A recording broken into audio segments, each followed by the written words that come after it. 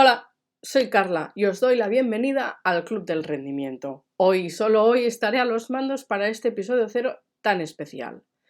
Pues hoy tenemos con nosotros a Albert Quílez, director y fundador de Behind the Athlete, una empresa dedicada al rendimiento deportivo y no deportivo. Luego nos contará los detalles. El propósito de este podcast es descubrir cómo rinden los mejores y aprender de ellos. Es por esto que Albert tendrá en cada uno de sus episodios a un personaje top. Y ya que era el primero, le propuse que fuera él quien pasara por aquí y se pusiera en la piel de sus invitados cuando les toque responder a sus preguntas. Así que, sin más dilación, empezamos.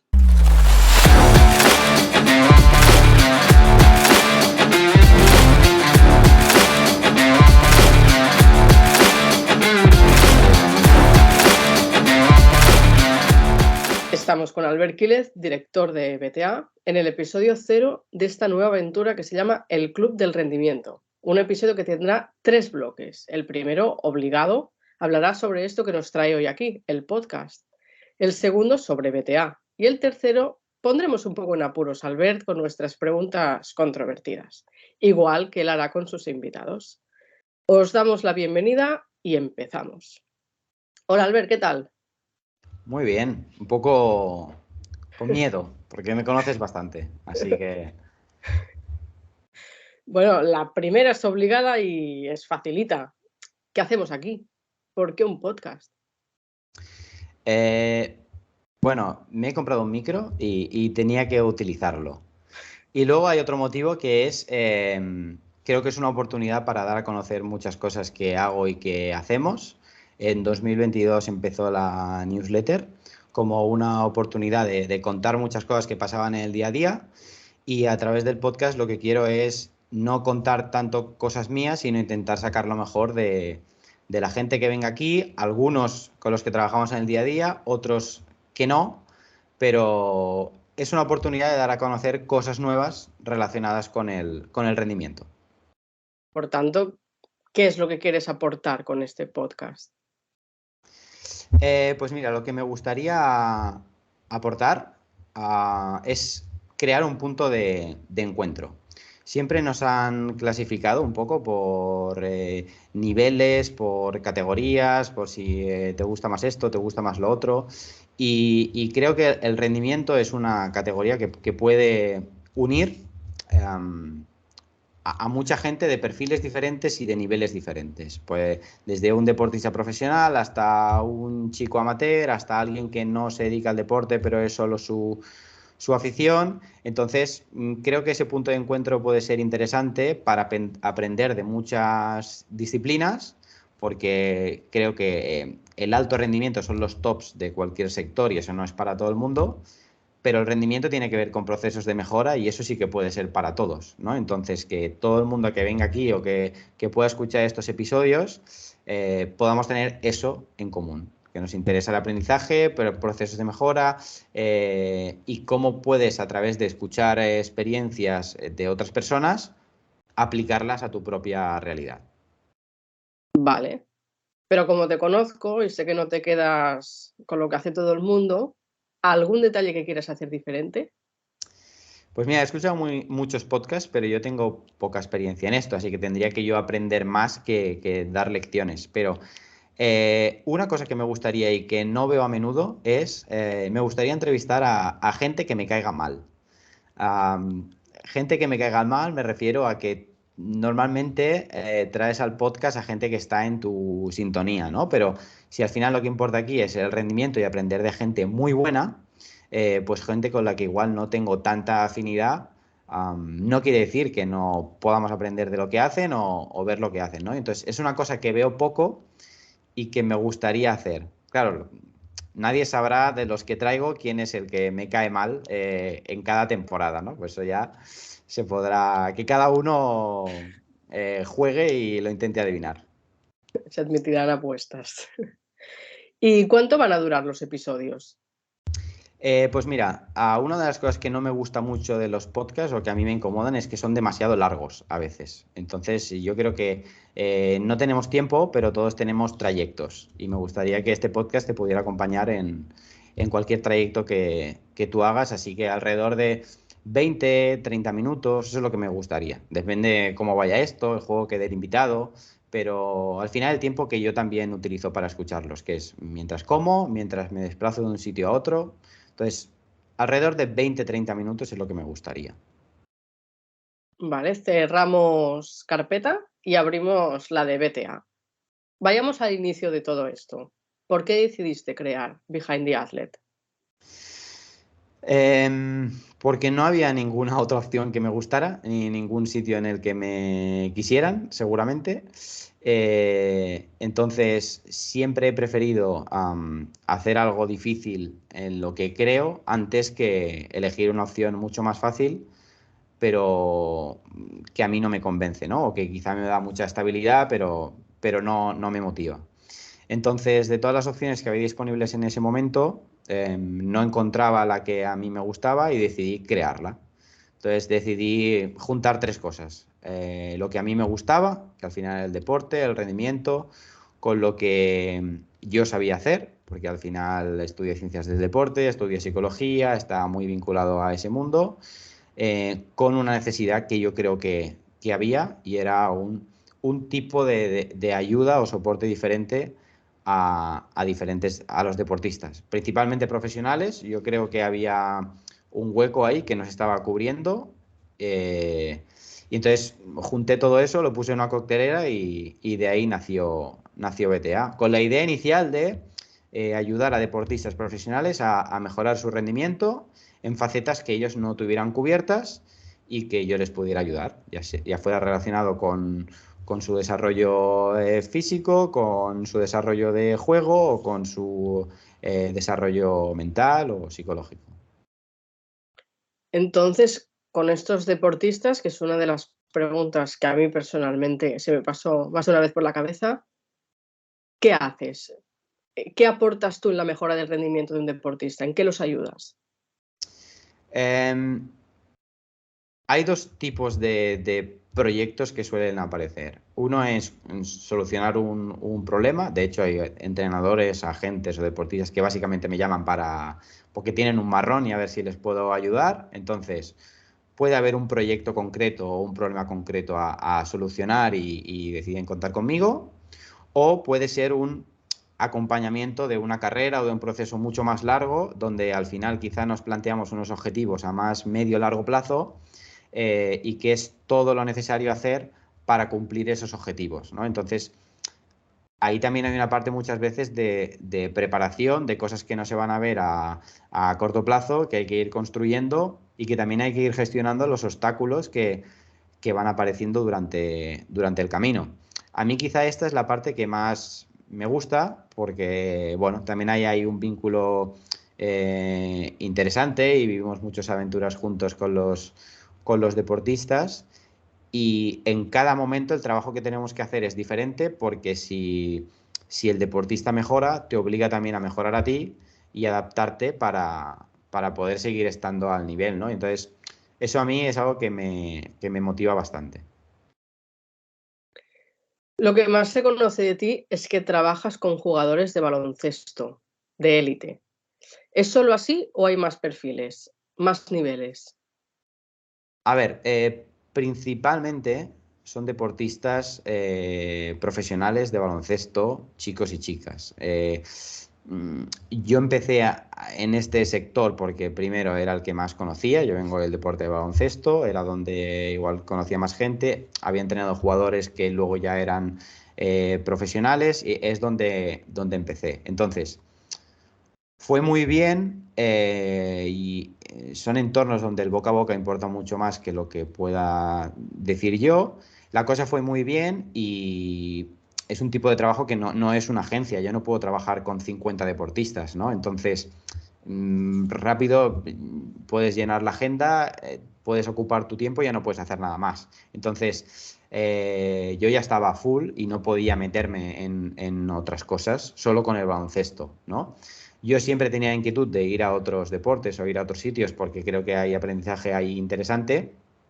Pero paso eso. De hecho, o sea, una curiosidad es que yo muchas veces he estado cerca de morir de éxito, porque mi mayor virtud también es mi mayor hándicap, y es que si yo lo que soy mejor es en trabajar con personas y en este trabajo one-to-one, el problema es que siempre necesito poner tiempo a cambio. Es muy difícil escalar los proyectos que hacía con deportistas, entonces es muy fácil que al final llenas la agenda, ya no puedes hacer nada más y ¿qué? ¿No? Entonces, bueno, uno de los retos dentro de BTA ha sido cómo intentar ganar más tiempo o poder hacer más proyectos o hacer más cosas sin estar limitado por esos recursos de tiempo y de energía. Muy rápido. ¿Algún deporte que te gustaría explorar en particular?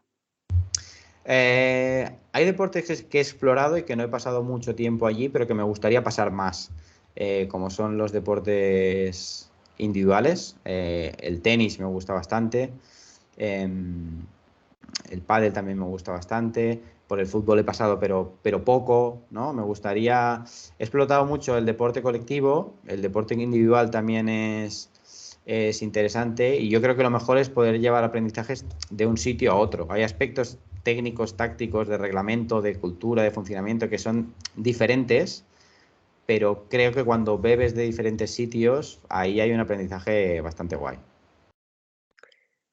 ¿Y qué diferencia hay entre un servicio de entrenamiento personal o de psicología deportiva y lo que hace BTA? Yo creo que la principal diferencia es el enfoque. Es decir, yo muchas veces paso por el rol de entrenador personal o de analista o de psicólogo o psicólogo deportivo, pero no estoy todo el tiempo en esa posición, ¿no? Entiendo que si tú tienes un proyecto solo de entrenamiento personal o solo de psicología deportiva, estás enfocado a ser muy especialista en ello. Esto creo que es una virtud, pero en mi caso, más que ser una virtud,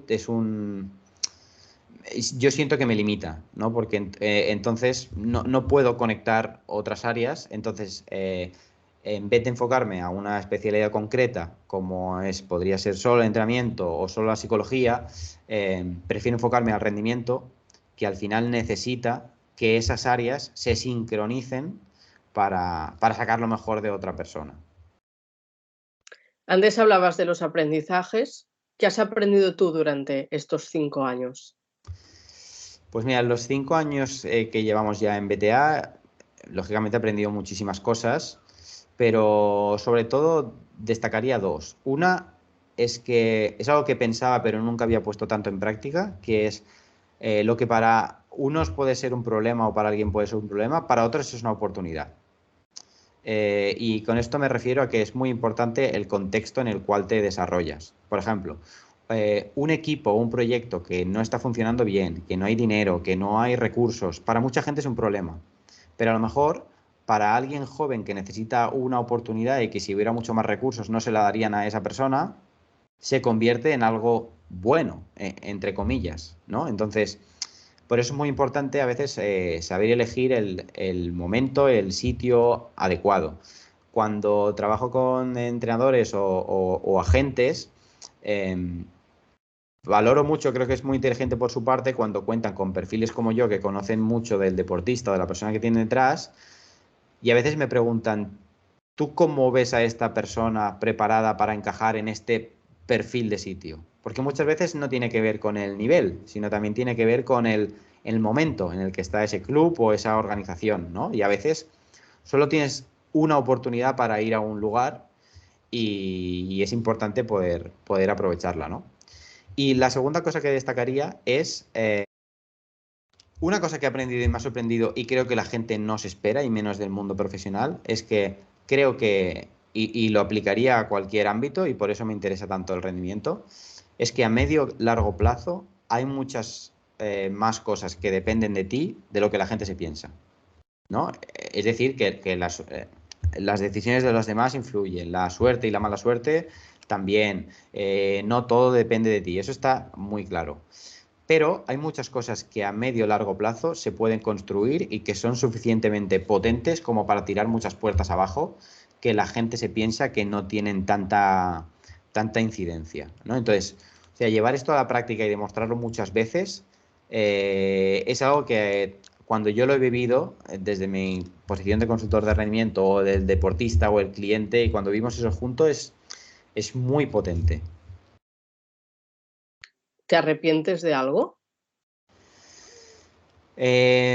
Bueno, quizá en este tipo de proyectos que son tan personales, a veces te arrepientes en determinados momentos, seguramente tienes tendencia a priorizar mucho el proyecto o a priorizar mucho lo que necesitan otras personas por encima de lo que necesitas tú, ¿no? Cuando te dedicas mucho a servir o ayudar a los demás, a veces puedes olvidarte un poco de ti y lo que necesitas tú, ¿no? Entonces, reencontrar ese equilibrio creo que es importante. ¿Qué esperas de BTA en este 2023? ¿Ya a corto o medio plazo? Pues lo que espero es seguir consolidando lo que tenemos, seguir persiguiendo los objetivos con los deportistas con los que trabajamos y también pues dar mucho más a conocer lo que estamos haciendo. Yo he vivido como 5 años en una especie de burbuja sin explicar muchas cosas, no porque no quisiera, sino porque al final dedicaba todo mi tiempo y toda mi energía a hacerlo lo mejor posible, ¿no? Entonces, desde el año pasado, por ejemplo, que ya se abrió la newsletter y ahí empecé a contar muchas cosas y todas las novedades pasan por ahí y recomiendo a todo el mundo que se apunte si quiere saber más sobre el proyecto. Creo que el podcast puede ser una oportunidad también para que otra gente que ha vivido el proyecto de cerca hable de su experiencia aquí dentro y explique muchas situaciones de rendimiento que a veces a mí me han preguntado y no he sabido cómo responder porque al final yo soy quien lo ofrezco pero no soy quien lo recibo, ¿no? Entonces creo que uno de los objetivos es este, dar mucho más a conocer lo que hacemos y bueno, seguir consolidando otros proyectos con este tiempo y energía que también he aprendido a sacar para aplicar a otras cosas. Vale. Cerramos la segunda carpeta de BTA y abrimos la tercera y última de las preguntas controvertidas, más divertidas. El primero, A ver. ¿qué opinas del deporte femenino? Buena pregunta. ¿Qué opino del deporte femenino? Mm, yo creo que ha mejorado mucho en los últimos años en diferentes deportes, ha dado un paso hacia adelante en todos los sentidos, a nivel de recursos, a nivel de preparación, a nivel incluso cultural, hablando ahora aquí de España, pero yo creo que es un tema en el que mucha gente dice muchas cosas y no hace nada. Entonces yo creo que es un tema en el que es mejor hablar poco o hablar menos o hablar mucho, no sé, pero hacer más. Yo, por ejemplo, desde BTA nunca hemos sido abanderados de nada, ni hemos dicho, mira lo que hacemos, mira lo que no hacemos, pero la realidad es que desde el día uno, cuando no teníamos ni un cliente y empezando de cero, me ha dado igual trabajar con chicos que con chicas. De hecho, igual si hacemos el sumatorio, a día de hoy he trabajado con más chicas que con más chicos. Desde el día uno, en verano, con deportistas profesionales, no con mi primo del pueblo y mi amigo del cadete que están aquí en el patio. No, con deportistas profesionales yo les he juntado en el mismo entrenamiento desde hace 5 años, cuando esto tampoco era tan habitual. Entonces, bueno, yo creo que hay cosas que prefiero llevarlas con más naturalidad si realmente crees en ellas y lo que tienes que hacer es hablar menos y hacer más. Totalmente. Algo que te haya gustado mucho de un entrenador o jefe y algo que no te haya gustado nada, sin decir nombres. Eh, pues mira, siempre me ha gustado muy poco que me mande gente inútil. Em, he tenido muchos entrenadores que han sabido sacar lo mejor de la gente que estábamos allí y lo que mejor hacían era entender qué es lo que necesitábamos y lo que podíamos ofrecer y entonces buscaba la mejor manera de cómo sacarnos eso, ¿no? Entonces, eso es algo que me he quedado yo luego también para mi día a día muchas veces. ¿Cómo planteas tus objetivos? ¿Qué haces para perseguirlos? Cuando yo defino un objetivo de algo, es porque lo tengo muy claro. Entonces, siempre pienso mucho por qué realmente estoy haciendo eso y qué me va a aportar. Y porque si no lo, creo que cuando un objetivo no lo tienes muy claro, luego aparecen dificultades y es mucho más fácil abandonarlo, ¿no? Todos tenemos el propósito de inicio de año, todas estas cosas, pero luego la gente lo abandona porque muchas veces no estaba suficientemente convencida y cuando aparecen las dificultades no lo sabe gestionar, ¿no? Y luego lo que hago para conseguirlos es pagar todo el precio. Todo el precio me refiero a que si he decidido que quiero hacer algo, muchas veces lo que yo quiero hacer no estoy preparado para conseguirlo. Entonces, creo que mucha gente no acepta ese periodo de preparación sin tener tanta prisa para llegar a conseguirlo, ¿no? Entonces, ese punto de paciencia, igual también de cabezón y ser muy pesado y hasta que no lo consiga no voy a parar, es lo que hace que al final, por una cosa o por otra, lo termino haciendo. ¿Tienes alguna manía? Eh, no sé si tengo manías, pero hay una cosa en la que me fijo muchísimo. Eh, bueno, sí que tengo una manía, que es que no me gusta que la gente ponga excusas, esa está clara. Pero luego hay otra en la que me fijo muchísimo, que es que doy mucha importancia a cómo me visto o cómo se viste la gente.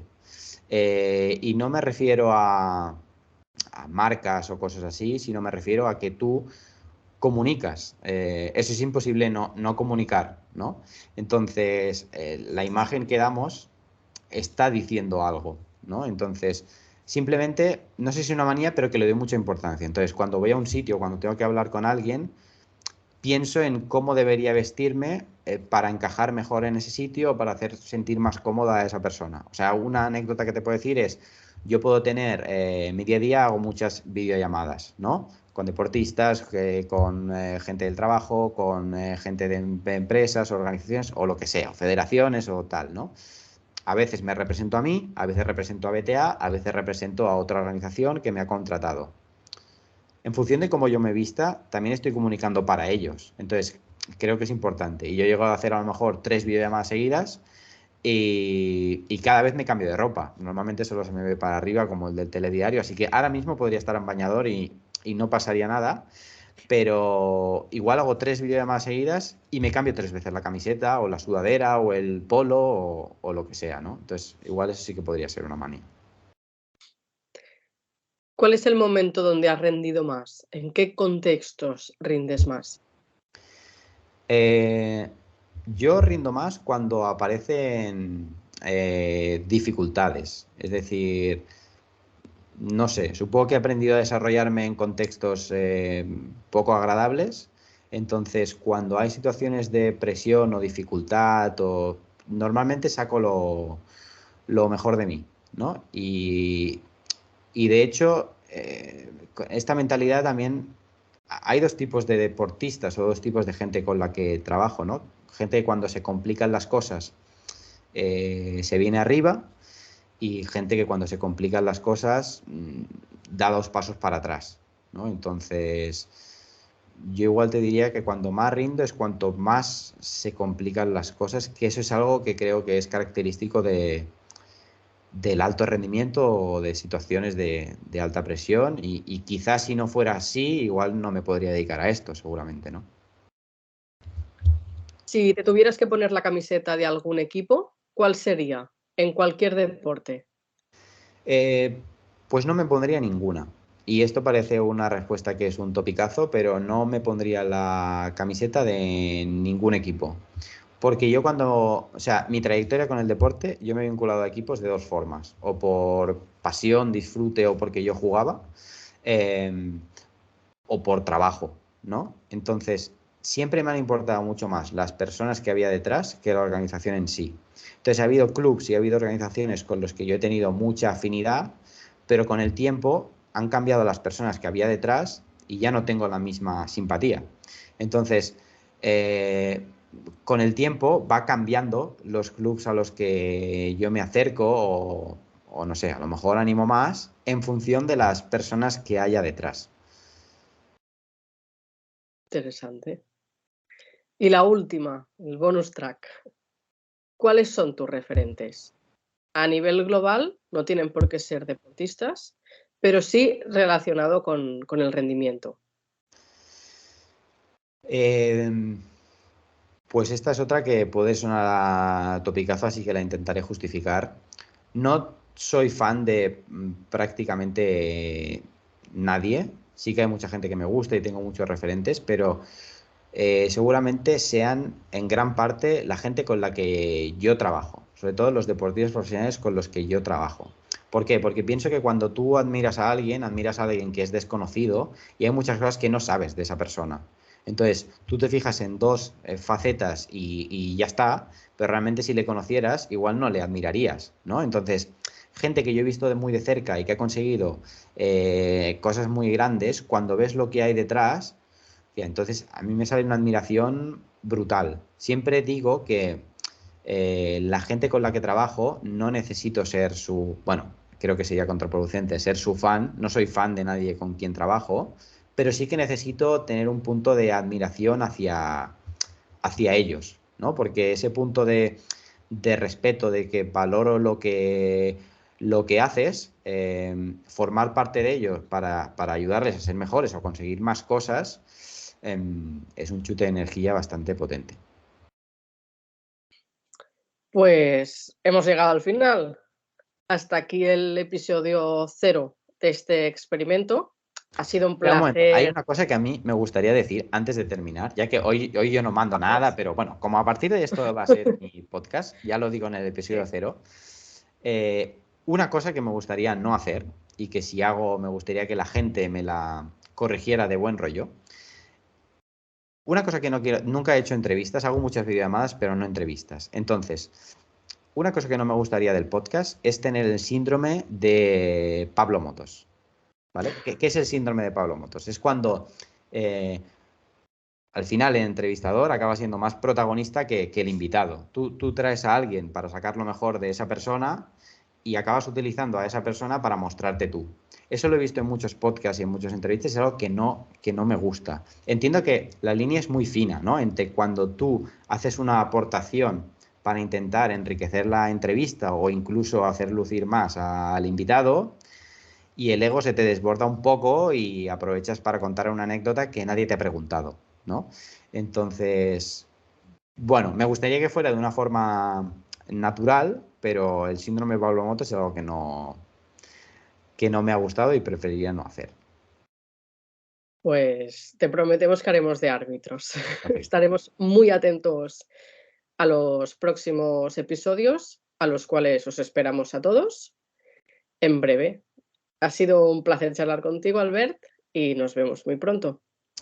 Muchas gracias. Bueno, el micro ya está en funcionamiento y Exacto. esto no va a parar. O sea que en breves van a Hay que pasar cosas rentabilizarlo. muy guays. Muchas gracias, Carla. Pues ahí estaremos. A ti.